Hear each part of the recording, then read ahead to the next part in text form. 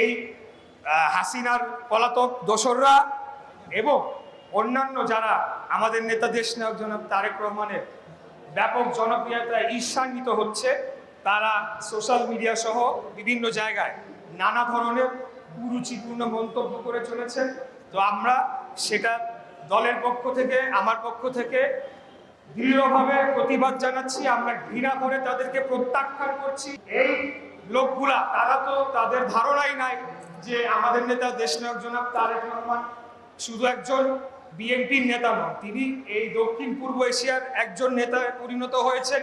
তিনি এই মুসলিম বিশ্বের একজন সম্ভাবনাময়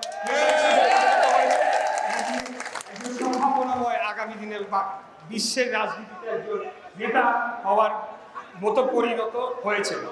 তো আমরা বলবো ওনার যে অফিসিয়াল স্ট্যাটাসটি এসেছে সেখানে তিনি স্পষ্টই বলে দিয়েছেন, এখানে আর আমার ব্যাখ্যা দেওয়ার কিছু নাই। অবশ্যই ওনার নিরাপত্তার জনিত কারণ রয়েছে এবং এখানে তার এককভাবে ওনার সিদ্ধান্ত নেওয়ার সুযোগ নাই।